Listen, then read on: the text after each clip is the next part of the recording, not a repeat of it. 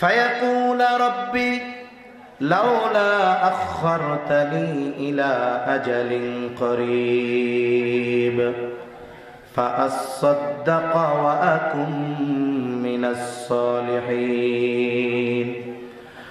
আল্লাহ তাআলা জানিয়ে দেন, যেই মানুষগুলো দুনিয়ায় হায়াত নষ্ট করেছে, গুনার কাজে তাদের সময় অতিবাহিত করেছে, মারা যাবার পর ওই লোকগুলো আল্লাহর কাছে বলবে, ও রব, যদি আমাকে সামান্য সময়ের জন্য একটু যদি সুযোগ দেওয়া হতো, তার মানে রব আমাকে যদি আবার একটু দুনিয়ায় যাওয়ার সুযোগ দিতেন, ও রব আপনি আমাকে যেই সম্পদ দিয়েছিলেন তা থেকে আমি সদকা করতাম, ওয়া আকুম মিনাস সালিহিন, ওই সময়গুলোতে আমি সৎকর্ম করতাম, নেক আমল করতাম, এত বেশি নেক আমল করতাম, ওয়া আকুম মিনাস সালিহিন, আমি সৎ কর্মশীলদের অন্তর্ভুক্ত হয়ে যাইতাম। ও রব আমাকে একটু সময়ের জন্য আবার দুনিয়ায় যাওয়ার সুযোগ দেন। বলেন তো, লোকটা যত আবেগ দরদ নিয়ে আল্লাহ তাআলার কাছে এই ফরিয়াদ করুক না কেন, একটা সেকেন্ডের জন্য আল্লাহ তাআলা তাকে পুনরায় দুনিয়ায় আসার সুযোগ দিবে নাকি? যেই হায়াত মৃত্যুর পরে মানুষ আল্লাহর কাছে করুণার সাথে কামনা করবে, এই হায়াত এখন আমাদের কাছে আছে। একটু নিজের চিন্তার দুয়ারে একটু কড়া নাড়েন। আমি কি করতেছি? এই হায়াত, আমার সময় আমি কিভাবে নষ্ট করতেছি? আমি চায়ের দোকানে, মোবাইলে, ফেসবুকে, ইউটিউবে, ইন্টারনেটে বিনা কারণে কেমন করে আমি আমার সময়গুলোকে নষ্ট করে ফেলতেছি, বন্ধুদের সাথে আড্ডা দিয়ে নষ্ট করে ফেলতেছি, অথচ এই সময়ের জন্য একদিন আফসোস করা হবে, কিন্তু একটা সেকেন্ড সময় আল্লাহ তাকে দিবে না। এই দুনিয়াতে টাকা খরচ করার সময় আমরা হিসাব করি কি করি না? কিন্তু হায়াত খরচ করার সময় তো হিসাব করি না। বলেন তো, টাকার দাম বেশি না হায়াতের দাম বেশি? মানুষ 90 বছরের বৃদ্ধ, স্বাভাবিক যেই হায়াত তার পার হয়ে গেছে, এই লোকটাও লক্ষ টাকা খরচ করে তাকে ভেন্টিলেশন দেওয়া হয়, লাইফ সাপোর্ট দেওয়া হয়। তার পরিবারও বুঝে 90 বছর যার বয়স, সে তো এই উম্মতের গড় হায়াত থেকে আরো 20 বছর বেশি বাঁচা তার হয়ে গেছে। লাইফ সাপোর্ট দেয়, হাজার হাজার টাকা মিনিটে মিনিটে খরচ করে। কিসের আশায়? একটু হায়াতের আশায়। কিসের আশায়? জোরে বলেন। একটু হায়াতের আশায় লক্ষ কোটি কোটি টাকা খরচ হয়। বলেন তো, হায়াত যখন ফুরিয়ে যাবে, সারা পৃথিবীর সব সম্পদের বিনিময়ে একটা মিনিট হায়াত পাওয়া যাবে? এবার বলেন, গোটা পৃথিবীর সব সম্পদের দাম বেশি না হায়াতের দাম বেশি? অথচ এটা নষ্ট করতেছি। একটু কি চিন্তা হয় না? একটু কি চিন্তা করেন না যে সময়ের সাথে সাথে আমি মোমবাতির মতো, মোমবাতি যেমন জ্বালিয়ে দিলে জ্বলতে জ্বলতে এক সময় শেষ হয়, অনুরূপভাবে আমার আপনার হায়াত নামক মোমবাতি জ্বালায় দেওয়া হয়েছে। এটা আস্তে আস্তে তার শেষ গন্তব্যের দিকে পৌঁছাচ্ছে। অথচ আফসোস, আমি আপনি এখনো অবুঝের মতো চায়ের দোকানে, মোবাইলে খেলা দেখে দেখে আমার আপনার এই হায়াত নষ্ট করে ফেলতেছি। আফসোস, একদিন মরার পরে কান্না করবে, ফরিয়াদ করবে, কিন্তু একটা সেকেন্ড হায়াত পাওয়া যাবে। এজন্য সময়কে ভালো কাজের মাধ্যমে আমরা বরকতময় করবো, কোন ইনশাআল্লাহ। 4 নম্বর, নবীজি বলেন, ওয়াতাযহারাল ফিতান, কিয়ামতের আগে ফিতনা প্রকাশ পাবে। মুহাদ্দিসিনে কেরাম বলেন, এখানে ফিতনা দ্বারা উদ্দেশ্য হলো দাজ্জালের আগমন। নবীজি বলেন, দাজ্জালের ফিতনা এমন এক মহা ফিতনা, এই উম্মতের জন্য সবচাইতে বড় ফিতনা। নবীজি সাল্লাল্লাহু আলাইহি ওয়াসাল্লাম উম্মতের প্রতি বড় রহম দিল। নবীজি দাজ্জালের ফিতনা থেকে বাঁচার আমল আমাদেরকে শিখায়া দেন। নবীজি বলেন, জুমার দিন যেই ব্যক্তি সূরা কাহাফের তিলাওয়াত করবে, আল্লাহ তাআলা ওই ব্যক্তিকে দাজ্জালের ফিতনা থেকে হেফাজত করবে। এখন আপনার সূরা কাহাফ পুরাটা পড়তে পারেন না, মুখস্থ নাই, আর এক হাদিসের মধ্যে নবীজি সাল্লাল্লাহু আলাইহি ওয়াসাল্লাম বলেন, জুমার দিন সূরা কাহাফের প্রথম 10 আয়াত যেই ব্যক্তি তিলাওয়াত করবে, আল্লাহ তাআলা তাকে দাজ্জালের ফিতনা থেকে হেফাজত করবে। এই 10 আয়াত কত গুরুত্বপূর্ণ। বুজুর্গানে দিন বলেন, এই আমলটা বেঁচে থাকার জন্য শ্বাস প্রশ্বাস যেমন জরুরি, এই আমলটাও আমরা আমাদের জন্য ওই রকম জরুরি বানাবো ইনশাআল্লাহ। বলেন, আপনি পড়তে পারেন জুমার দিন, আপনি যদি আপনার মসজিদের খতিব সাহেব ইমাম সাহেবকে বলেন, হুজুর আমরা তো সূরা কাহাফ পারি না, কমপক্ষে সূরা কাহাফের প্রথম 10 আয়াত একটু আপনি আমাদের তিলাওয়াত করে শোনায়া দেন। কোন ইমাম, কোন খতিব সে বলবে যে না আমি পারবো না, এর জন্য আলাদা বেতন দেওয়া লাগবে? এটা কি কেউ বলবে? কেউ বলবে না। বরং সে আরো খুশি হবে যে আমার মুসল্লিরা আমলের ব্যাপারে কতটা আগ্রহী, নিজে করতে পারে না, সে আমার থেকে শুনতে চাচ্ছে। এজন্য আমরা এটা এত জরুরি বানাবো। কেন?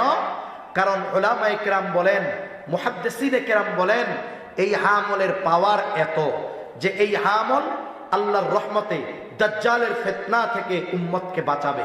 দাজ্জাল হঠাৎ করে আসবে না, দাজ্জাল আসার আগে দাজ্জাল আগমনের ক্ষেত্র প্রেক্ষাপট তৈরি হবে। কেমনে? একের পর এক ফিতনা আসার মাধ্যমে। এমন এমন ফিতনা আসবে, সত্য মিথ্যা পার্থক্য করা মুসলমানদের জন্য কঠিন হয়ে যাবে। বুজুর্গানে দিন বলেন, তখন এই আমল যারা ধারাবাহিকভাবে করেছে, আল্লাহ তাআলা এই আমলের বদৌলতে দাজ্জাল আগমনের আগে যত ফিতনা আসবে, ওই ফিতনা থেকে আল্লাহ তাআলা আমলকারীদের হেফাজত করবে। সুবহান। 5 নম্বর নবীজি সাল্লাল্লাহু আলাইহি ওয়াসাল্লাম বলেন, ওয়া তাকসুরুল হারাজ। নবীজি বলেন কিয়ামতের আগে হারাজ, হত্যাকাণ্ড বেড়ে যাবে। সাহাবায়ে কেরাম জিজ্ঞাসা করলেন, ইয়া রাসূলুল্লাহ সাল্লাল্লাহু আলাইহি ওয়াসাল্লাম, আমরা তো প্রতি বছর যুদ্ধের ময়দানে হাজার হাজার মুশরিকদের হত্যা করি, এটাও কি হারাজ? নবীজি সাল্লাল্লাহু আলাইহি ওয়াসাল্লাম বললেন, না এটা হারাজ নয়। হারাজ কি? ওয়াহুয়াল কাতলুল কাতাল, পারস্পরিক হত্যাকাণ্ড। নবীজি বলেন কিয়ামতের আগে হারাজ বাড়বে, তার মানে মুসলমানদের অভ্যন্তরীণ হত্যাকাণ্ড বেড়ে যাবে। প্রতিবেশী প্রতিবেশীকে হত্যা করবে, চাচা ভাতিজাকে হত্যা করবে, মামা ভাগিনাকে হত্যা করবে। এক কথায় মুসলমানদের মধ্যে অভ্যন্তরীণ হত্যাকাণ্ড বেড়ে যাবে। আমরা অনেক সময় আফসোসের সাথে বলি, তাম দুনিয়ার মধ্যে মুসলমানেরা মাজলুম, কোন সন্দেহ নাই মাজলুম। এরপরেও যদি গোটা দুনিয়ায় ওই জালেম কাফেররা 100 মুসলমান হত্যা করে, কথার কথা, যদি কাফেররা দৈনিক 100 মুসলমান হত্যা করে, তাহলে প্রতিদিন মুসলমানের হাতে মুসলমান হত্যাকাণ্ডের শিকার হয় এর সংখ্যা কমপক্ষে 10 গুণ। কাফের যদি দৈনিক হত্যা করে 100, মুসলমানকে হত্যা করে এর সংখ্যা মিনিমাম হবে 1000। তাহলে বুঝে থাকলে বলেন তো, দৈনিক কাফেররা বেশি মুসলমান হত্যা করে না মুসলমানরা বেশি মুসলমান হত্যা করে? এটাই বাস্তব।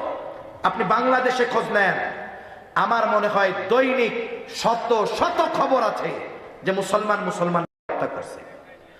হয়তো পারিবারিক কারণে, হয়তোবা সামাজিক কারণে, হয়তোবা ব্যক্তিগত কারণে, হয়তোবা রাজনৈতিক কারণে, হয়তোবা প্রভাব বিস্তারকে কেন্দ্র করে হত্যাকাণ্ড প্রতিনিয়ত বাংলাদেশের মধ্যে সংগঠিত হচ্ছে।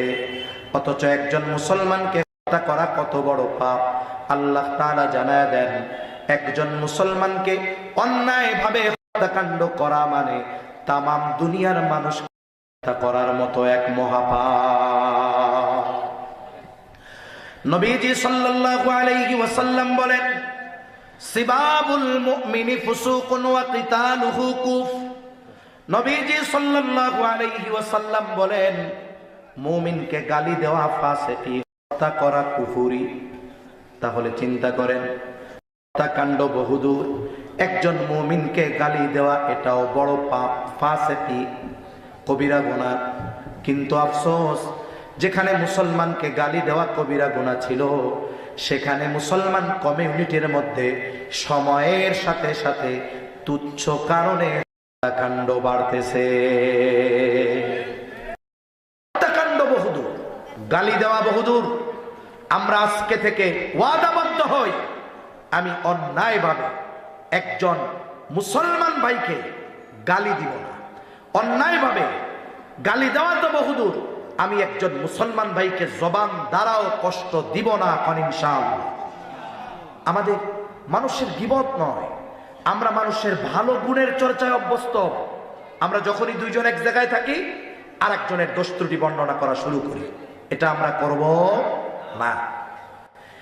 গাজীপুরে এক বড় প্রোগ্রাম, এক প্রোগ্রামের মধ্যে রাজনৈতিক বিভিন্ন দলের লোকজন আছে, এমপি পদপ্রার্থী আছেন কয়েকজন। তা আলোচনার এক পর্যায়ে আমি বললাম যে আমরা তো নতুন বাংলাদেশ চাই, চাই কি চাই না? এক নতুন বাংলাদেশ চাই। তাহলে আমাদের কালচারে, রাজনৈতিক যেই কালচার আছে এর মধ্যে কিছুটা পরিবর্তন আনলে অনেক সুন্দর হবে। তা আমি পাশে একজন এমপি প্রার্থী বসা, আমি বললাম বলি, বলে হ্যাঁ হুজুর বলে। যে আমি বললাম যে আমি বাংলাদেশের কোন রাজনৈতিক দলের সাথে সম্পৃক্ত না, যেহেতু একজন নিউট্রাল মানুষ, যারা রাজনীতি করে তাদের ভাষায় গোলালু মার্কা মানুষ, বুঝেন নাই? গোলালু মার্কা মানুষ। তা যেহেতু আলু সব তরকারিতেই যায়, তা আমি একটা গোলালুর মতো কথা বলি।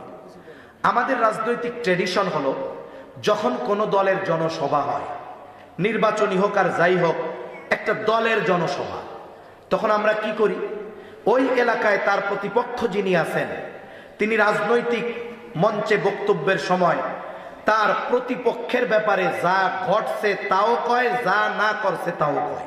বলে কি বলে না? একেবারে তার যত বদনাম দুর্নাম যা কিছু আছে সব বলে। তা আপনারা এবার একটু ট্রেডিশনটা পাল্টান। কি করবেন? আপনি আপনার মঞ্চে দাঁড়িয়ে, যিনি আপনার প্রতিপক্ষ নয়, প্রতিদ্বন্দ্বী, যিনি দাঁড়াবেন তাকে প্রতিপক্ষ মনে করবেন না। কি মনে করবেন? প্রতিদ্বন্দ্বী। আপনি তার দোষ না বলে তার ভালো গুণগুলো উপস্থিত অডিয়েন্স যারা আছে তাদের সামনে উপস্থাপন করবেন। কারণ মনে রাখবেন, যেই দলেরই সমাবেশ হোক, ওই জায়গায় কিন্তু শুধু ওই দলের লোক যায় তা না, সব দলের লোকই তো যায়। আপনি যদি আপনার প্রতিদ্বন্দ্বীর প্রশংসা করেন যে দেখুন, এই আসন থেকে আমি নির্বাচন করব, আমি এই প্রতীকে দাঁড়িয়েছি, আমার আরেক ভাই আমার প্রতিদ্বন্দ্বী উনি ওই প্রতীকে দাঁড়িয়েছে, আলহামদুলিল্লাহ, আমার প্রতিদ্বন্দ্বী যিনি, তিনি একজন শিক্ষিত মানুষ, তিনি একজন ভদ্র, মার্জিত, সভ্য এবং যোগ্য মানুষ, আমিও তার সাথে প্রতিদ্বন্দ্বিতা করছি। আপনারা চেষ্টা করবেন আমাদের মধ্য থেকে যিনি ভালো মানুষ তাকে ভোট দেওয়ার জন্য। কি করলো উনি? প্রশংসা করলো। আমি ওনারে বললাম যে চ্যালেঞ্জ নেন, ওই ময়দানে আপনার যদি অনেক প্রতিপক্ষ থাকে, ও চিন্তা করবে কি ব্যাপার রে, আসছি ওনার জনসভায়, উনি দেখি ওনার প্রতিদ্বন্দ্বীর প্রশংসা করতেছে। যেই ব্যক্তি তার প্রতিদ্বন্দ্বীর প্রশংসা করতে পারে, এই লোকটা নিঃসন্দেহে ভালো মানুষ। আমি চ্যালেঞ্জ দিলাম, ওইখানে অনেক মানুষ অন্তরে প্রতিজ্ঞা করবে, যা হয় হোক এইবার ভোট আমি এই বাইরে দিব। কিন্তু এই কালচার এদেশে হবে কিনা আল্লাহই জানে। এটা এদেশে হবে কিনা আল্লাহ ভালো জানে। অথচ যদি এমন হতো তাহলে দ্বন্দ্ব থাকতো না, মারামারি থাকতো না। মনে করেন বাংলাদেশে যত রাজনৈতিক দল আছে সবাই তো অধিকাংশ 100% মুসলমান, ঠিক কিনা বলেন? বলেন তো, আপনি এক দল করেন, ওই ভাই আর এক দল করে, এই দলের কারণে আপনি তাকে গালি দিতে পারবেন, এই অনুমতি আপনাকে শরীয়ত দিয়েছে? দেয় নাই। সেজন্য মনে রাখতে হবে, গরুর গোস্ত খাইলে, মুসলমানি নিলে, তাহাজ্জুদ আওয়াবিনার ইশরাক পড়লেই মুসলমান হওয়া যায় না। এদেশে প্রতি রাত্রে 70 রাকাত তাহাজ্জুদ পড়ার ঘোষণা দেওয়া লোক, তাদের হাত ও শিশু কিশোর আর যুবকদের রক্তে রঞ্জিত হয়েছে। এদেশে আমরা দেখেছি যারা বলে ঘুম থেকে উঠে আমি জায়নামাজ খুঁজি, কোরআন পড়ি, আগে ফজরের নামাজ পড়ি, জায়নামাজ খুঁজি, তার প্রত্যক্ষ মদদে তার নির্দেশে হাজার হাজার মানুষের রক্ত ঝরেছে। এজন্য ইবাদত করেই মুসলমান হওয়া যায় না। মুসলমান হওয়ার জন্য মুসলমানদের যেই কালচার অর্জন করা দরকার সেগুলো অর্জন করতে হয়। নবীজি মুসলমান কাকে বলেছেন? আল মুসলিমু মান সালিমাল মুসলিমুনা মিন লিসানিহি ওয়া ইয়াদিহি। নবীজি বলেন প্রকৃত মুসলমান হলো সে যার জবান আর হাতের অনিষ্ট থেকে অপর মুসলমান থাকে নিরাপদ। নবীজির কথা। এখন আমি তাহাজ্জুদ পড়ি, আওয়াবিন পড়ি, ইশরাক পড়ি, কিন্তু আর মুসলমানকে গালি দেই। আল্লাহর কসম, মানুষ আমাকে আবেদ বলতে পারে, কিন্তু নবীর ভাষায় আমি মুসলমান হতে পারি না। নবীজি সাল্লাল্লাহু আলাইহি ওয়াসাল্লামের কাছে দুইজন মহিলার কথা আসছে। যেহেতু মা বোনেরা আছে অনেক, তাদের কথাই বলতেছি। নবীজির কাছে বলা হলো, ইয়া রাসূলুল্লাহ, একজন মহিলা এমন কোন আমল নাই যে সে করে না। তার মানে ফরজ, ওয়াজিব, সুন্নাতে মুআক্কাদা সহ আওয়াবিন, ইশরাক, চাষ, তাহাজ্জুদ, সকাল সন্ধ্যার যত আমল আছে, জিকির আজগার আছে, সব সে করে।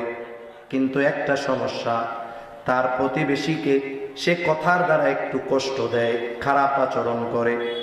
আর একজন মহিলা যা না করলেই নয়, এর বেশি সে করে না।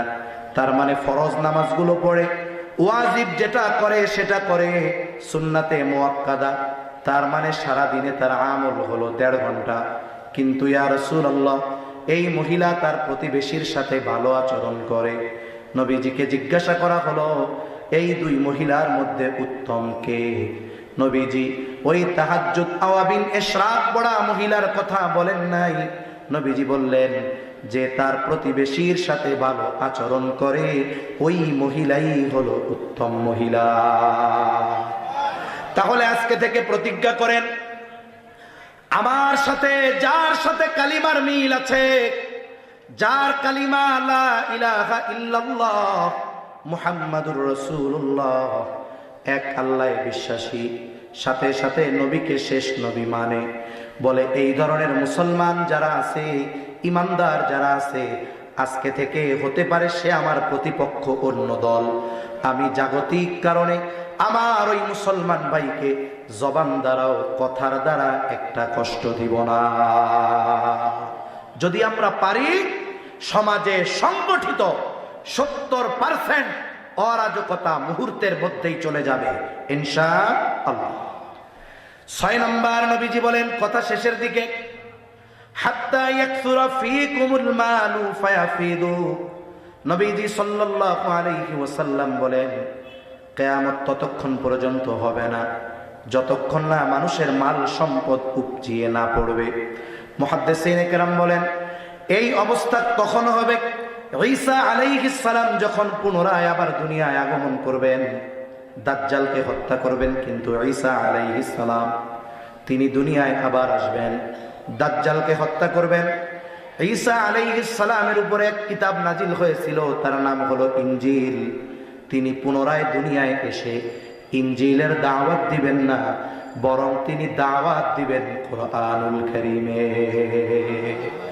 উনি খ্রিস্ট ধর্মের দাওয়াত দিবেন না, তিনি ইসলামের দাওয়াত পৃথিবীর আনাচে কানাচে পৌঁছায়া দিবেন।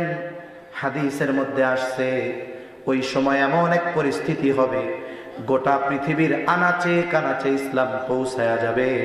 পৃথিবীতে একটা মানুষও অমুসলিম থাকবে না, একটা মানুষ মুনাফিকও থাকবে না, যে মুখে ইমানের কথা বলবে কিন্তু অন্তরে নেফাক, এমন একটা লোকও থাকবে না। এই পৃথিবীতে 100% মানুষ প্রকৃত পাক্কা ইমানদার আর মুত্তাকি হয়ে যাবে। আর যখন কোন জনপদের অধিবাসী ঈমান আনে আর মুত্তাকি হয়, আল্লাহর ওয়াদা, আল্লাহ তাআলা তাদের জন্য আসমান জমিনের বরকতের দরজা খুলে দেয়। আল্লাহ তাআলা বলেন, ওয়ালাউ আন্না আহলাল কুরা আমানু ওয়াত্তাকাউ লাফাতাহনা আলাইহিম বারাকাতিন মিনাস সামাই ওয়াল আরদ। আল্লাহ তাআলা বলেন, যদি ওই জনপদের অধিবাসীরা ঈমান আনে আর মুত্তাকি হয়ে যায়, লাফাতাহনা আলাইহিম বারাকাতিম মিনাস সামাই ওয়াল আরদ, আমি অবশ্যই তাদের জন্য আসমান জমিনের বরকতের দরজা সমূহ খুলে দিব। বলে ওই সময়টা হবে, ওই সময় আসমান জমিনের বরকতের দরজা আল্লাহ খুলে দিবে। মানুষ এতটা সম্পদশালী হয়ে যাবে, এত সম্পদ হবে মানুষের, সম্পদ উপচায়া পড়বে। মানুষের তখন ইচ্ছা করবে, হায় রে আমি যদি একটু দান সাদকা করতে পারতাম। এই যে আজকে আপনাদের কাছে মাদ্রাসার জন্য চাইছে, এখানে হয়তো অনেক ইয়াতিম অসহায় আছে, তাদের জন্য চাইছে। মাদ্রাসার ভবন হবে এই জন্য চাইছে। আজকে হয়তো অনেকে আছে এরপরেও দেয় না, অনেকের নাই এই জন্য দিতে পারে না, অনেকে আলহামদুলিল্লাহ দিয়েছে। কিন্তু ওই জামানায় মানুষের সম্পদ এত হবে, মনে চাইবে দান করতে, কিন্তু গোটা পৃথিবী খুঁজে সাদকা দান নেওয়ার জন্য একটা লোক খুঁজে পাওয়া যাবে না। নবীজি বলেন এই 6টি বিষয় যতক্ষণ না সংগঠিত হবে ততক্ষণ পর্যন্ত কিয়ামত সংগঠিত হবে না। এবার আমি আমার আয়াতের দিকে চলে যাই, কথা শেষ। এই আয়াতে সূরা লুকমানের সর্বশেষ আয়াতে গায়েব সম্পৃক্ত কয়টা বিষয়ের কথা আল্লাহ বলছেন? জোরে বলেন, আরো জোরে বলেন না, কয়টা? 5টা। 1 নাম্বার বিষয়, কিয়ামত কখন সংগঠিত হবে এর ইলম একমাত্র যার কাছে, তিনি কে? আরো জোরে বলেন, তিনি কে? আল্লাহ। 2 নম্বর আল্লাহ তাআলা বলেন ওয়ায়ুনাজ্জিলুল গায়থ, তিনিই বৃষ্টি নামান। বৃষ্টি নামান কে? মেঘ হলে কি বৃষ্টি হয়? মেঘ হলেই হয় না। আবার আল্লাহ যদি চায় বৃষ্টি দিতে, মেঘ লাগে না। এই জন্য অনেক সময় আমরা দেখি গোটা আকাশ মেঘাচ্ছন্ন হয়ে গেছে, মানুষ ভয়ে বাড়ি চলে যায়। এই বুঝি এমন বৃষ্টি নামবে রংপুর শহরে বন্যা না হয়ে যায়। বাড়িতে গেছে, একটু পরে বৃষ্টি নাই, আকাশ পুরা পরিষ্কার। আবার অনেক সময় এমন হয় আকাশে মেঘ নাই, আধা ঘন্টা এমন বৃষ্টি নামছে শুকনা জায়গায় হাঁটু পানি। হয় কি হয় না? তাহলে বলেন বৃষ্টি নামায় কে? মেঘ হলেই বৃষ্টি হয় না, বৃষ্টি আল্লাহ নামায়। ওয়ায়ালামু মা ফিল আরহাম, 3 নাম্বার, মায়ের গর্ভে কি আছে, ছেলে না মেয়ে, যিনি জানেন তিনি কে? অনেকে কইতে পারে হুজুরে কয় কি, আমার নাতি দুনিয়ায় আসার 2 মাস আগে আমি বুঝে গেছি, যাই না গেছি যে এটা ছেলে হবে, আর হুজুর বলতেছে জানা যায় না। আপনি জানছেন তখন যখন আল্লাহ তাআলা আপনার নাতিরে পেটের মধ্যে একটা আকৃতি, স্ট্রাকচার আল্লাহ দিয়েছে, কিন্তু ও কি পেটের মধ্যেই ওইরকম ছিল? ওরকম ছিল না। সর্বপ্রথম আল্লাহ তাআলা মাতা পিতার মিশ্রিত একটু পানি, শুক্র কীট আল্লাহ তাআলা মায়ের রেহেমে পৌঁছিয়েছেন। ওটা একেবারে ক্ষুদ্র আর ছোট ছিল, আমি আপনি ছিলাম। এরপরে আল্লাহ তাআলার কুদরতি প্রসেস শুরু। মায়ের প্রতি মাসের অসুস্থতাকে আল্লাহ বন্ধ করে দিয়েছেন। একটা পর্যায়ে আল্লাহ তাআলা ওই ক্ষুদ্র জিনিসটাকে একটা রক্তপিণ্ডে তৈরি করেছেন। এরপরে আল্লাহ তাআলা একটা মাংসপিণ্ডে তৈরি করেছেন। প্রায় মায়ের গর্ভের বয়স 4 মাস হয়ে গেছে, এখনো মাংসপিণ্ড। বলেন তো ওই সময় পৃথিবীর কোন বিজ্ঞান আর বিজ্ঞানী আছে, কোন আল্ট্রাসোনোগ্রাফি মেশিন আছে, কোন প্রযুক্তি আছে যে ওই মাংস টুকরের উপরে রিচার্জ করে বলে দিবে এটা ছেলে হবে না মেয়ে হবে? বলেন তো এই রকম কোন প্রযুক্তি গোটা দুনিয়ায় আছে? তবে ওই সময় ওই শুক্র কীট যখন আমি আপনি ছিলাম, পৃথিবীর কেউ জানতো না, কিন্তু আল্লাহ তাআলা জানতেন যে এটা ছেলে হবে না মেয়ে হবে। 5 নাম্বার আল্লাহ তাআলা বলেন ওয়ামা তাদরি নাফসুম মাযা তাকসিবু গাদা। আল্লাহ তাআলা বলেন কেউ জানে না আগামী দিন সে কি উপার্জন করবে। হতে পারে আজকে যে ধনী কালকে সে ফকির, আজকে যে ফকির কালকে সে ধনী। একটা কবিতা আছে কত সুন্দর, বলে নদীরে ভাঙে ওপার গড়ে, এই তো নদীর খেলা, সকালবেলা ধনীর তুই ফকির সন্ধ্যাবেলা। প্রত্যেকটা মানুষের, অধিকাংশ মানুষের 2 অবস্থা হয়। কয় অবস্থা? জোরে বলেন, কয় অবস্থা? ঘুম চলে আসতে নাকি? শেষ তো, শেষ সময় একটু জোর দিতে হবে। তাকবীর দেন, নারায়ে তাকবীর, নারায়ে তাকবীর। অধিকাংশ মানুষের দুইটা অবস্থা হয়, একটু খেয়াল দিন। আল্লাহ তাআলা তাকে জাগতিক সম্পদ, সম্মান, পদ পদবী সব আল্লাহ তাআলা তাকে দিছেন। এমত অবস্থায় এই ব্যক্তির আল্লাহর প্রতি কৃতজ্ঞ হওয়া দরকার ছিল, তার আল্লাহর শুকরিয়া আদায় করার দরকার ছিল, শাকের হওয়ার দরকার ছিল যে আল্লাহ আমার এইগুলো দিছে। কিন্তু আফসোস, সবাই না, অধিকাংশ মানুষ শুকর করে না, বরং ফখর করে, অহংকার করে। আমার এইটা আছে, আমি অমুক দলের নেতা, আমি এই বংশের লোক, আমার টাকা পয়সার অভাব নাই, ছিল আমার, বলে কি বলে না? তাহলে এগুলো পাওয়ার পরে করার দরকার ছিল শুকর, করে কি বলেন? ফখর। ও কি জানে যে আগামীকাল ওর এই মসনদ থাকবে কি থাকবে না? কোনো নিশ্চয়তা আছে? 2 নম্বর অবস্থা, মানুষ কষ্ট দুর্দশার মধ্যে থাকে। যখন মানুষ কষ্ট এবং দুর্দশার মধ্যে থাকবে তখন করবে সবর। তখন কি করবে? সবর। আর এই কষ্ট থেকে পরিত্রাণের জন্য দোয়া করবে কার কাছে? আল্লাহর কাছে। কিন্তু কিছু নামাজি মানুষ নামাজ পড়ে কিন্তু মুসিবতে আছে। আল্লাহ, আপনি কি দুনিয়ার কাউরে পান নাই? ওই যে পাশের বাড়ি সারাদিন নাফরমানি করে, ওর টাকা পয়সা খাবারের অভাব নাই আল্লাহ, আর আমি নামাজ কালাম পড়ি, যত বিপদ আপনি আমারে দেন, নামাজ পড়ে কি করলাম? এই রকম যে বলে সে হলো হতাশ। আল্লাহ মানা করছে, হতাশ হওয়া যাবে না। সবরের সাথে সাথে আল্লাহর কাছে এই অবস্থা থেকে পরিত্রাণের জন্য দোয়া করতে হবে। কিন্তু আফসোস, আমরা এর ব্যতিক্রম করি। কারণ জানা যায় না, বলা যায় না, আজকে যার কিছুই নাই, কালকে আল্লাহ তাআলা তাকে সম্পদওয়ালা, ক্ষমতাওয়ালা, সম্মানওয়ালা বানায়া দিতে পারেন কি পারেন না? 5 নম্বর সর্বশেষ বিষয়, ওমা তাদরি নাফসুম বিআইয়ি আরদিন তামুত। কেউ জানে না কোন জমিনে, কোন স্থানে তার মৃত্যু হবে। আমি জানি না আমি বাসায় ফিরে যেতে পারবো কিনা, আপনি জানেন না বাসায় ফিরে যেতে পারবেন কিনা। তাহলে আমাদের মৃত্যুর জায়গা সুনিশ্চিত। নবীজি বলেন, আল্লাহ তাআলা যেখানে যার মৃত্যু লিখে রেখেছেন, যদি ওই জায়গায় তার কোনো প্রয়োজন নাও থাকে, আল্লাহ তাআলা প্রয়োজন সৃষ্টি করে তাকে ওইখানে নিয়ে যাবে। এবং আমাদের মৃত্যুর সময় সুনিশ্চিত।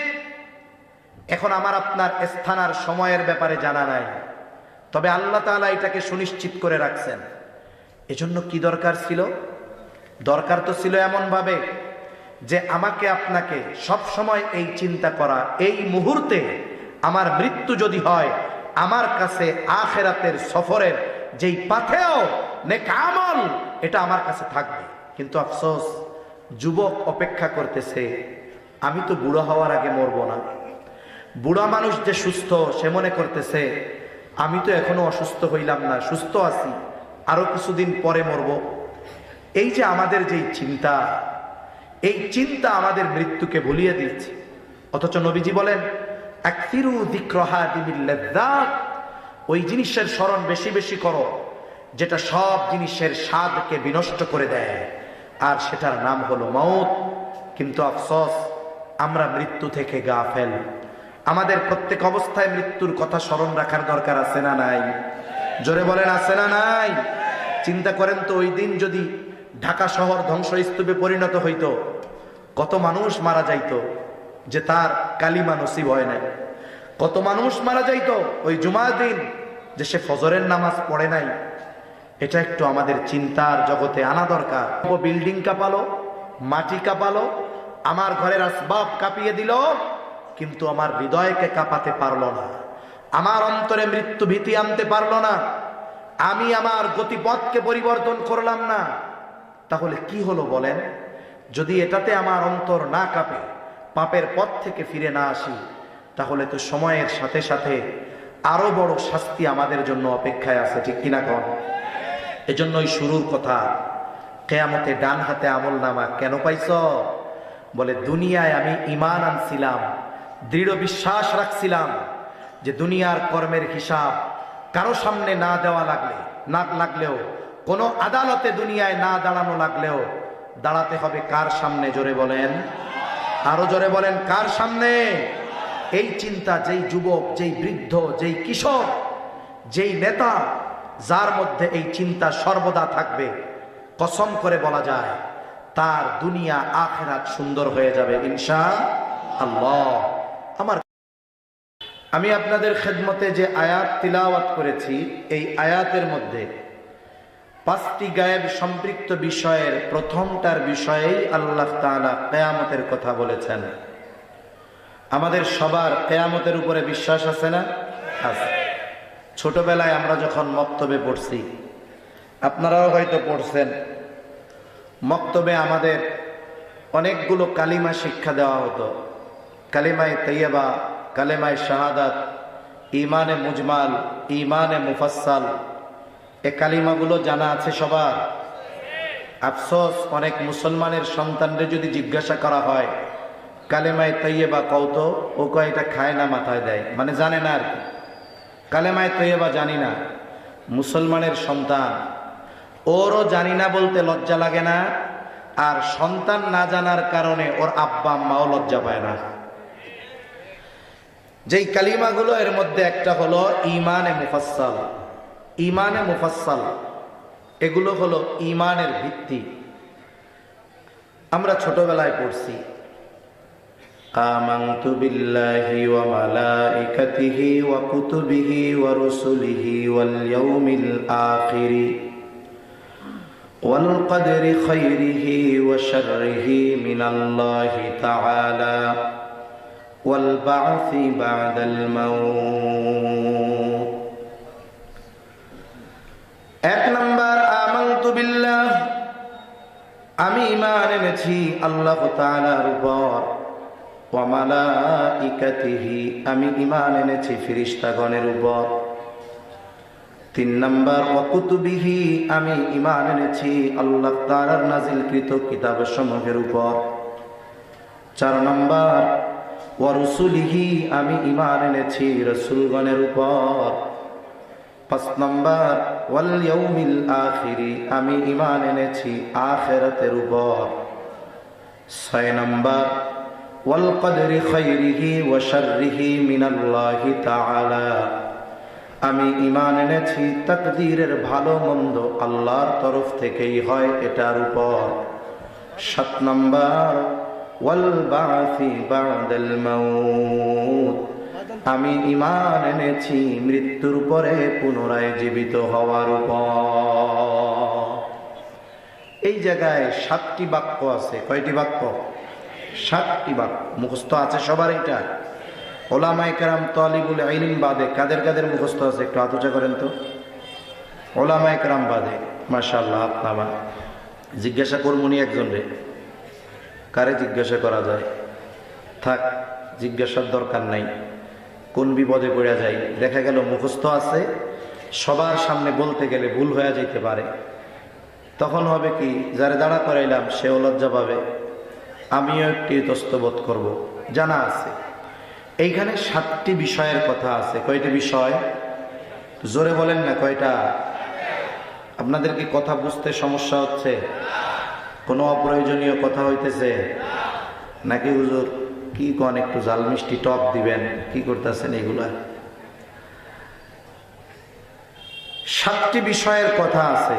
তবে হাদিসের মধ্যে আসছে ঈমানের ভিত্তি 6টা। কয়টা?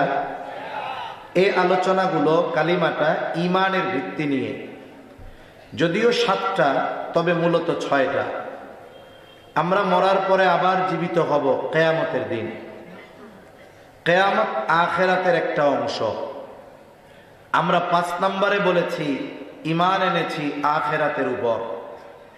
মরার পরে যে জীবিত হব, এটা কি দুনিয়ায় না আখিরাতে?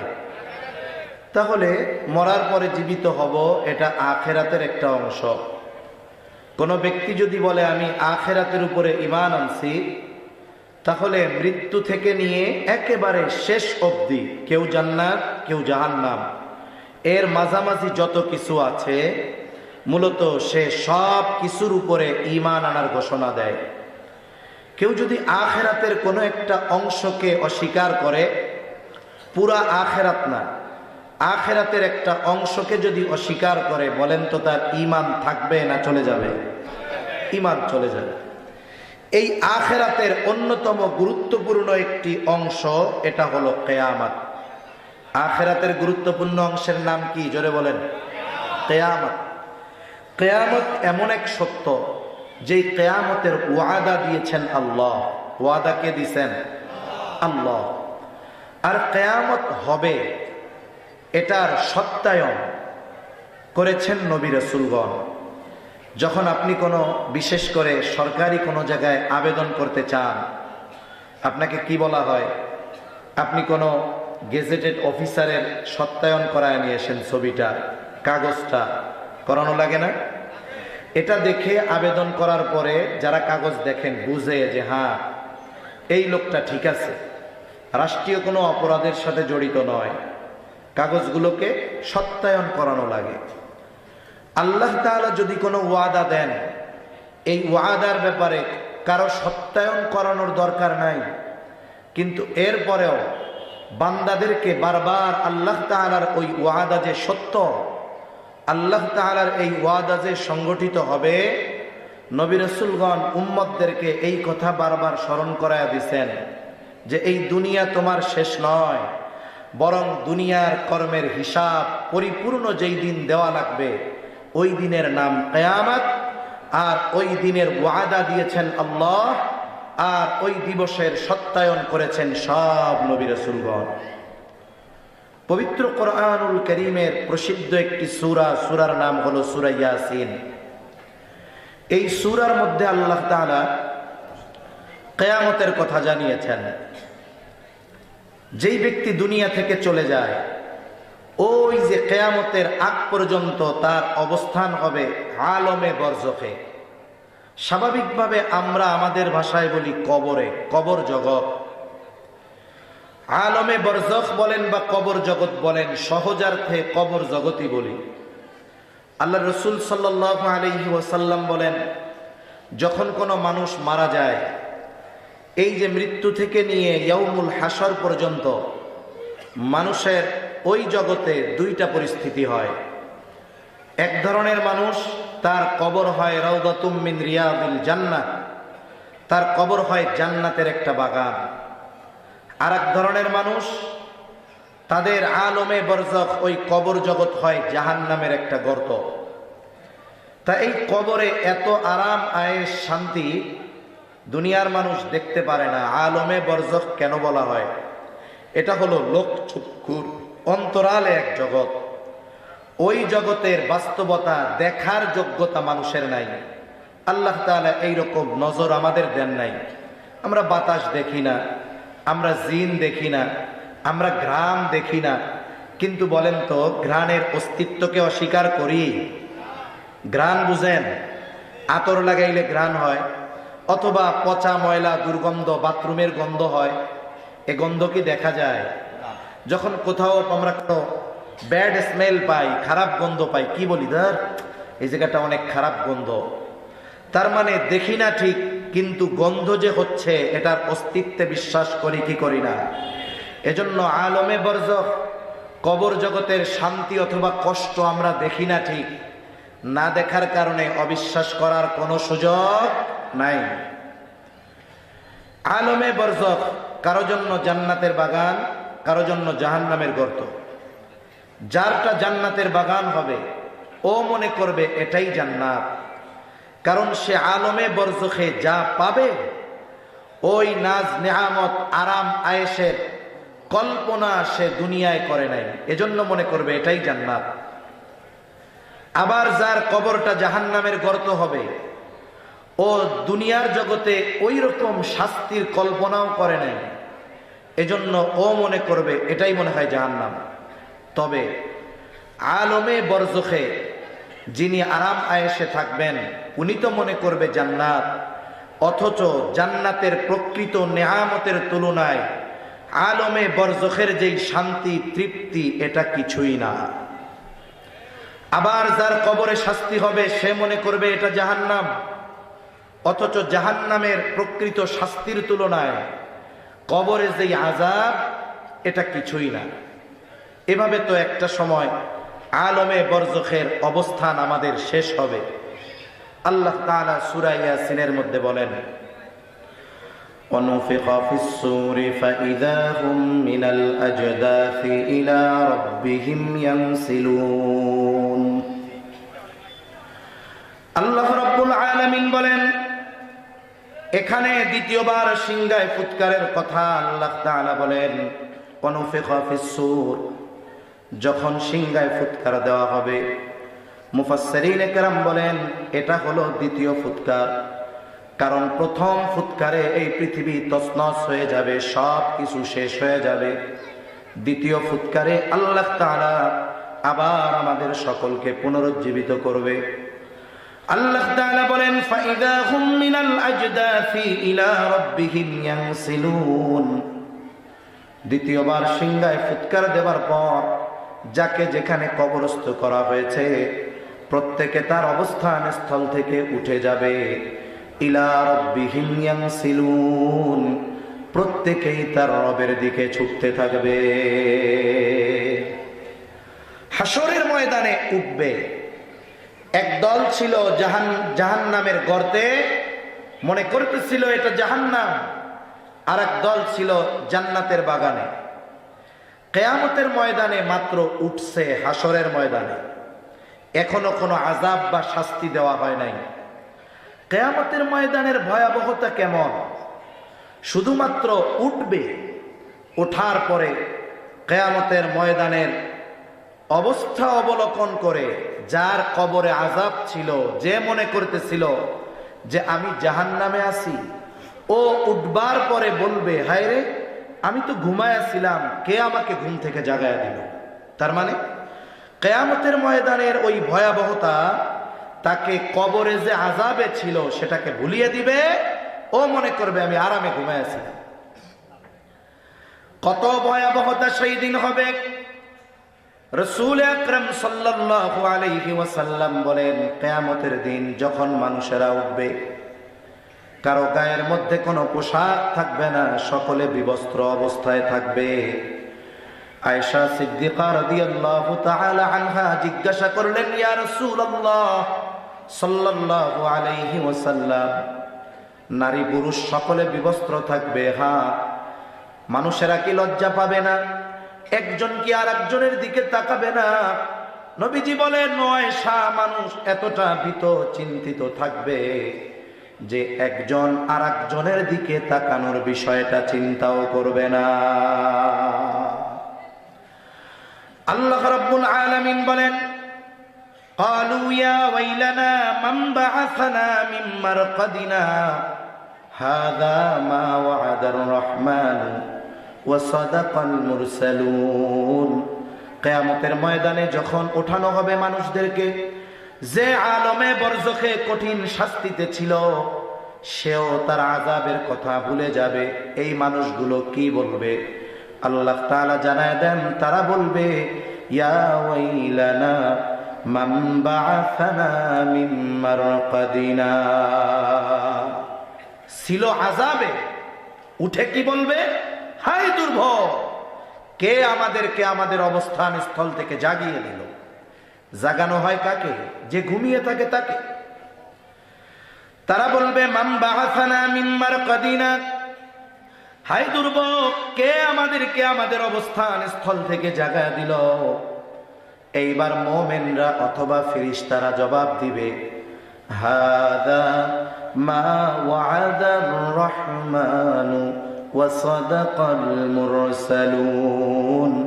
মুমিনরা অথবা ফেরেশতারা বলবে, হাযা মা ওয়া'আদার রহমান, এটা হলো সেই দিবস যেই দিবসের ওয়াদা যিনি দিয়েছেন তিনি কে? এটাই হলো ইয়াউমুল কিয়ামা, এটাই হলো ইয়াউমুল হাসর, এটাই হলো ইয়াউমুল জাযা। এই দিবসের ওয়াদা আল্লাহ দিয়েছেন, ওয়া সাদাকাল মুরসালুন। আর এই দিবস যে বাস্তবায়ন হবে এর সত্যায়ন করেছেন আল্লাহর প্রেরিত নবী রাসূলগণ। মূল কথা হলো কিয়ামত সংগঠিত হবে, কোনো সন্দেহ নাই। এখন প্রথম প্রশ্ন, কিয়ামত সংগঠিত হবে সেটা কবে? সুনির্দিষ্ট সময়টা কখন যখন কিয়ামত সংগঠিত হবে এই কথার জবাব আল্লাহ তাআলা এই আয়াতে দিয়ে বলেন, ইন্নাল্লাহা ইনদাহু ইলমুস সাআহ। আল্লাহ তাআলা বলেন, নিশ্চয়ই আল্লাহর নিকটেই এই ইলম, যে কিয়ামত কখন সংগঠিত হবে, এই ইলম দুনিয়ার আর কারো কাছে নাই, বরং কিয়ামত সংগঠিত হওয়ার সুনির্দিষ্ট ইলম একমাত্র যার কাছে তিনি কে? আল্লাহর নিকটেই কিয়ামতের ইলম। কেন? তিনি আলিমুল গায়ব। এই পৃথিবীর আল্লাহ ব্যতীত কোন সৃষ্টি, হোক সে মানুষ হোক সে ফেরেশতা, আলিমুল গায়ব নয়। একমাত্র আলিমুল গায়ব কে? আপনাদের অঞ্চলে আছে কিনা আমার জানা নেই। আমাদের অঞ্চলে কিছু মানুষ আছে যারা নবীজিকে মোহাব্বত করতে করতে একটা পর্যায়ে বলে বসে যে আল্লাহ যেমন হাজের নাজের, নবীজিও তেমন হাজের নাজের। আল্লাহ যেমন আলিমুল গায়ব, নবীজিও তেমন আলিমুল গায়ব। জবান খুলে বলেন নাউজুবিল্লাহ। তার মানে এরা কি করে? এরা মূলত আল্লাহর সমকক্ষ হিসাবে নবীকে দাঁড় করিয়ে দেয়, আল্লাহর সাথে শিরিকে লিপ্ত হয়ে যায়। অথচ নবীজি সাল্লাল্লাহু আলাইহি ওয়াসাল্লাম নিজে বলতেছেন যে আমি আলিমুল গায়ব না। এই ঝামেলা আপনাদের অঞ্চলে আছে নাকি? আছে? দেখ, না থাকলে আলহামদুলিল্লাহ। তারা আল্লাহর নবীকে আলিমুল গায়ব বলে, অথচ আলিমুল গায়ব কে? জোরে বলেন তো। প্রসিদ্ধ একটা হাদিস আছে, হাদিসের এক নাম হাদিসে জিবরিল, হাদিসের আর এক নাম উম্মুস সুন্নাহ। হাদিসে জিবরিল কেন বলা হয়? কারণ জিবরাইল আলাইহিস সালাম মানবাকৃতিতে জিবরাইল আলাইহিস সালাম আল্লাহর নবীর কাছে আসছেন। এই যে জিবরাইল আলাইহিস সালাম মানবাকৃতিতে আসছেন নবীজির কাছে, এজন্য এই হাদিসের এক নাম হাদিসে জিবরিল, আর এক নাম হলো উম্মুস সুন্নাহ। কেন? বলে জিবরাইল আলাইহিস সালাতু ওয়াস সালামের আসার উদ্দেশ্য হলো সাহাবা একরামকে দ্বীনের মৌলিক বিষয়গুলো শিক্ষা দেওয়া। এজন্য এই হাদিসের আর এক নাম হলো উম্মুস সুন্নাহ। এই লম্বা একটা হাদিস, এর কিছু অংশ একটু আপনাদের সাথে মুযাকারা করি। কষ্ট হচ্ছে না তো আপনাদের? যা কই না কই, আমার বাপ দাদার কথা কিছু বলবো না, ইনশাআল্লাহ কোরআন হাদিসের কথাগুলোই বলার চেষ্টা করব। জিবরাইল আলাইহিস সালাম নবীজির কাছে আসতেন মানব আকৃতিতে। সাহাবা একরাম আছেন কিন্তু চিনতে পারেন নাই, নবীজি যতক্ষণ না তার পরিচয় জানিয়েছেন। নবীজির কাছে আসলেন জিবরাইল আলাইহিস সালাম। আসার পরে বেশ কয়েকটা প্রশ্ন করেছেন নবীজিকে, নবীজি জবাব দিয়েছেন, সাথে সাথে জিবরাইল আলাইহিস সালাম উত্তরগুলোর সত্যায়ন করেছেন। এক নাম্বার প্রশ্ন, নবীজি সাল্লাল্লাহু আলাইহি ওয়াসাল্লামকে জিবরাইল আলাইহিস সালাম জিজ্ঞাসা করেন, আখবিরনি আনিল ইসলাম। জিবরাইল আলাইহিস সালাম বলতেছে, আপনি আমাকে ইসলামের ব্যাপারে বলেন, ইসলাম কি জিনিস, ইসলামের ব্যাপারে খবর দেন। আপনাদের যদি সবার জানা থাকে জবান খুলে জবাব দিবেন, কার্পণ্যতা করবেন না। বলেন তো ইসলামের ভিত্তি কয়টা? আরো জোরে বলেন, কয়টা? 5টা। নবীজি সাল্লাল্লাহু আলাইহি ওয়াসাল্লাম এই 5টার কথা বললেন। দ্বিতীয় প্রশ্ন জিবরাইল আলাইহিস সালাম করলেন, আখবিরনি আনিল ঈমান। আপনি আমাকে ঈমানের ব্যাপারে বলেন, ঈমান কি জিনিস। একটু আগে আপনাদের বলছি, দেখি কার কার স্মরণ আছে। বলেন তো ঈমানের ভিত্তি কয়টা? 6টা। জোরে বলেন, কয়টা? আরো জোরে, কয়টা? আজকে থেকে আর আমরা ভুলবো না যে ঈমানের ভিত্তি কয়টা। জোরে বলেন। নবীজি এই 6টার কথা বললেন। একটু আগে শুনাইছি, আমানতু বিল্লাহি ওয়া মালাইকাতিহি ওয়া কুতুবিহি ওয়া রুসুলিহি ওয়াল ইয়াউমিল আখিরি ওয়াল কদরি খাইরিহি ওয়া শাররিহি মিনাল্লাহি তাআলা।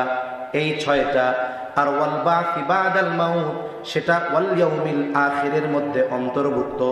বলেন এই হিসাবে ঈমানের ভিত্তি কয়টা? আবার কোন? নবীজি এই 6টা বিষয়ের কথা বললেন। এরপরে নবীজিকে প্রশ্ন করা হলো, আখবিরনি আনিল ইহসান। আপনি আমাকে ইহসানের ব্যাপারে বলেন, ইহসান কি জিনিস। নবীজি সাল্লাল্লাহু আলাইহি ওয়াসাল্লাম জবাব দিলেন, আন তা'বুদাল্লাহা কাআন্নাকা তারাহ ফাইন লাম তাকুন তারাহু ফাইন্নাহু ইয়ারাকা। নবীজি বলেন, তুমি এমন ভাবে আল্লাহ তাআলার ইবাদত করবে কেমন যেন তুমি তাকে দেখতেছো। ফাইন লাম তাকুন তারাহু ফাইন্নাহু ইয়ারাকা, আর যদি তুমি তাকে না দেখো, ফাইন্নাহু ইয়ারাকা, নিশ্চয়ই আল্লাহ তাআলা তোমাকে দেখতেছে। আমরা আল্লাহকে না দেখি কিন্তু আল্লাহ আমাদের দেখেন, এ ব্যাপারে কোনো সন্দেহ আছে?